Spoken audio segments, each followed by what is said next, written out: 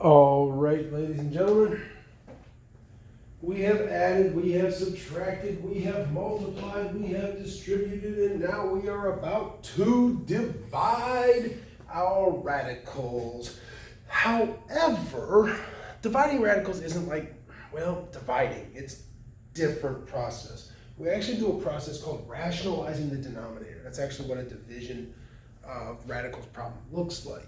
Basically, you can't have a square root. You can't have a radical in a denominator. So there's a process for getting it out. So before we jump into any of these problems, I want to refresh your memory of some multiplication stuff. So this has nothing to do with any of this exactly. If I take the square root of 7, write this down, okay? And I multiply by the square root of 7, okay? Square root of 7 times the square root of 7 is square root of 49. The square root of 49, of course, is a perfect square. What is the square root of 49? Yeah, 7. So I took the square root of 7 times the square root of 7, and it came out to be the whole number 7. All right, we had a couple of examples like this, the last couple of multiplication notes. So if I have the square root of 10 times the square root of 10, square root of 10 times the square root of 10 is the square root of 100. Square root of 100, 100 is a perfect square, is 10. Notice a pattern here, all right? If I have the square root of, I don't know, make up any number, 12. If I want that to come out to be another whole number, I multiply it by itself. Square root of 144, square root of 144 is, of course, 12. And that's the idea behind what we're doing. Now, square root of 12 is an interesting one, because I wouldn't have to multiply by square root of 12.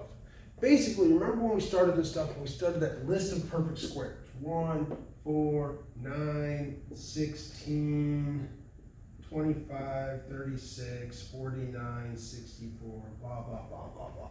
Okay? If I want this to come out to be a whole number, I could multiply by square root of 3. Where'd you get square root of 3 from, Mr. Stevens? In my brain. I'm a smart guy. Basically, I want to make it equal to one of the numbers on this list because the numbers on this list are perfect squares. So I could do 12 times 12 and I could get to 144, or I could do 12 times 3 and I could get to 36. 12 times 3, square root of 36. Square root of 36 is 6. So it came out to be a whole number. So I don't have to multiply it by itself. There might be an alternative. Anything that makes it equal to something on the list. Remember, the list goes on forever. The easiest, the brain deadiest way to do this is just multiply it by itself. And that's what we're going to do. I'll show you some shortcuts when they pop up. Not going to make you do the shortcuts, but I'll show them to you. But when we do these problems, we'll do it with, multiplying by itself. Calculators will come in handy, kind of, but, by the time we get the hang of this, you should want to need it. So here, I've got the square root of 7 divided by the square root of 6. What do I multiply this by to make it come out to be a whole number? Yeah, the square root of 6. You'll always just multiply by the square root in the denominator. I don't care about what's in the numerator. I don't care. But the rule for a fraction is whatever you do to the bottom, you have to do to the top. So I will always multiply the top and the bottom by the same thing. This is 7, that's prime, it's 7 times 1. 6 is a 2 and a 3. Okay, so remember those shortcuts we talked about last week? I know this is not going to simplify. It's going to be a 2, a 3, and a 7. So that is square root of 42. Down here, square root of 6 times the square root of 6 is, it comes out to be 6. We know that. We just talked about this. It's going to come out to be 6. All right?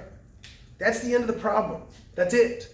But Mr. Stevens, doesn't 6 go into 42? Yeah, except that's not a 42. That's the square root of 42. And I can't simplify a whole number with a radical. It's not allowed. They're not the same type of number. Okay, so I can't do that. That's it. End of problem. Last call for bus riders. Please make it out to the bus. Obviously, I'm giving this on SAT then. Get out to the bus. Get out to the bus parking. Thanks. Thank you. So, if I I want to clean this up, what am I going to multiply the top and the bottom by? Square root 18. Top and the bottom have to be multiplied by the same thing. Whatever's in here, that's what I'm going to multiply by. So this is root. Now remember, we talked about fast ways and slow ways to do this. I'm going to do this the slowest possible way. So I'm going to do this. I'm going to get root 180 over 18 times 18. That's going to come out to be, 18. Come on. Don't have to multiply 324 or whatever you get when you do it. Don't do that. It's going to come out to be 18. Okay? So now here, I've got to break this down. 18, it's 18 and 10, that's 2 and 5, that's 9 and 2, that's 3 and 3. I got a pair of 3s, I got a pair of 2s, so this is 6 root 5 over 18. Can that simplify? Yes, it can, because these are whole numbers. I can simplify whole numbers. I can't simplify into a radical, I can simplify whole numbers. So what goes in both of those? 6 goes into both of those, so the answer is root 5 over 3. Now, I told you I did that the longest possible way. Let me show you a little faster way to do this problem. Same problem. And by the way, this is the way I would expect you to do this problem. Okay, you're just learning. Keep the training wheels on. Don't try to go too fast. But I'm going to show you there's a little quicker way. Remember I showed you earlier, I don't have to multiply it by something. I can multiply it by 2 to get to 36. So, this gives me root 20, and as a matter of fact, over root 36. Root 20 breaks down 4, 5, 2, and 2, so that's 2 root 5. Square root of 36 is 6. Still simplifies to the same answer. Is it faster? Depends. If you're quick with your numbers and you can multiply in your head quickly, if you're grabbing a calculator to do 18 times 2, it's not going to be any faster because you can just as easily punch in 10 times 18 and 18 times 18. If you're going to grab a calculator, if you're going to try and do things in your head, trying to think of this smaller number to get a smaller perfect square, and then there's less simplifying, it'll go faster. If you're grabbing a calculator to do this stuff anyway, you're just punching numbers into a calculator. It doesn't matter. All right? If you are not comfortable with this, you don't know how I got that answer or why I chose those numbers, don't do it. This is the first time you're learning this stuff. Keep the training wheels on, go slow. I'm going to keep the training wheels on for the rest of these problems. All right? I'm just going to show it to you there, Rose. No more training. So, top and the bottom by the same thing. I got to clean this out. Root 7x, root 7x.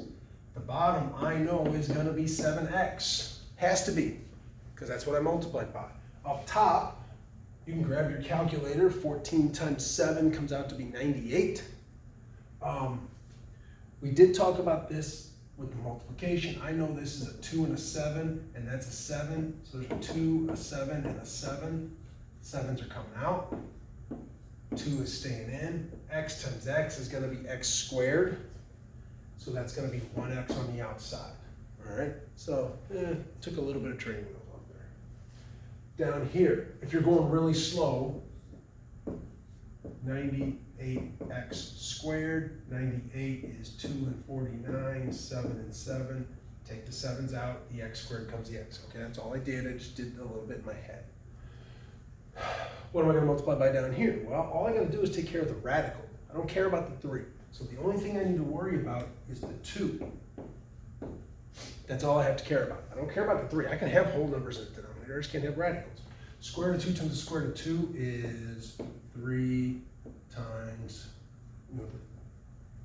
4. Oh, sorry. So again, same idea here. Square root of 6 times the square root of 6 is 6. Square root of 2 times the square root of 2 is 2, and then I just have the 3 sitting there. So up here, this is 2 root 2. Clean this up. So it's 2 root 2 over 6. That will simplify to root 2 over 3. All right?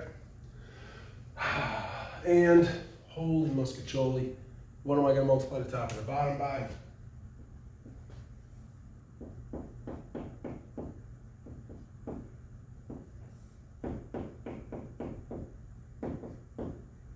There you go. So, what's the bottom gonna be? Well, I know it's going to be exactly that. Has to be, by rule. What's the top gonna be? Well, let's just write it out at first.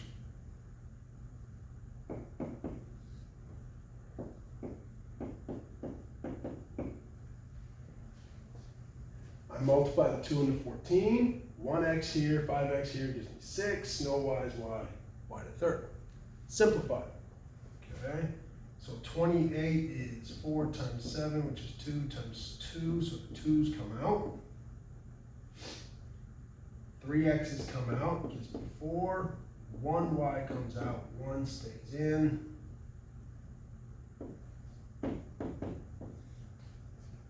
Questions on those numbers? Bottom. Simplify. I can't simplify into the radical, so don't look at the 14 and the 7. Don't even put your eyes there. This is in the radical. I can't touch it, but I can touch anything up here. So I got 2 goes into those. I got 4. Remember our variable rules. Top and the bottom is you subtract them. So this leaves 1x down here. So I've got 3. All those are gone, and I'm down to 1. That's gone, and I'm down to 2.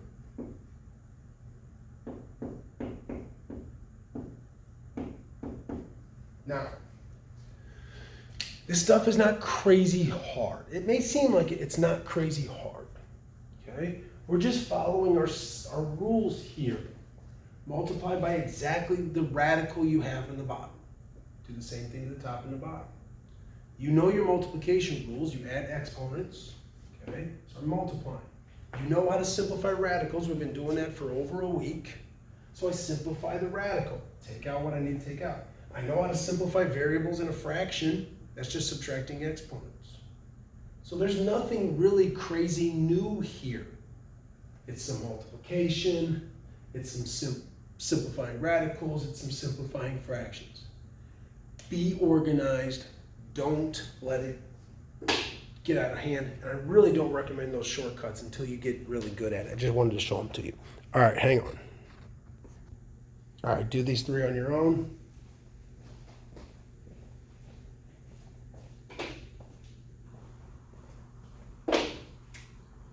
So,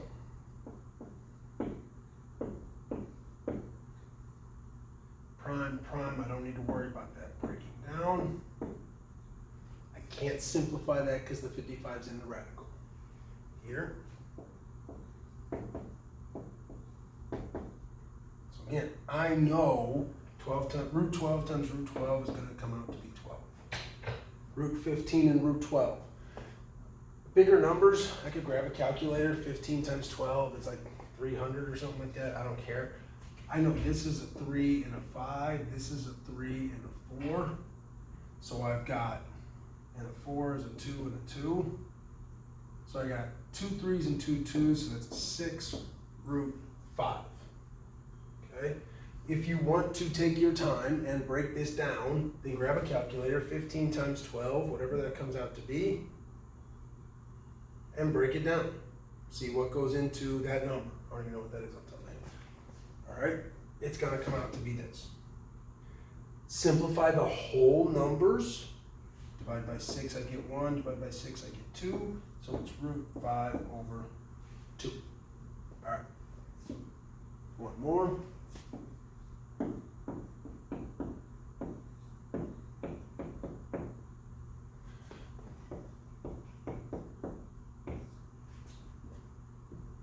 Nice and quick and easy. Up here, I got an 8x out front. X to the 4th, 27 times 3 is 81. Simplify. Square root of 81. You should know that by now. Perfect square. Square root of 81 is 9. All right? So 9 times 8 is 72. Cut that in half. That's x to the 3rd. No more radicals. Okay, this one, all square root. Beautiful. Simplify. Well, x to the 3rd over x to the 3rd. 9 goes into both of those, gives me 8 and 3, so the answer is 8 over 3. There you have it. There you are. You got questions, I got answers. Get to work.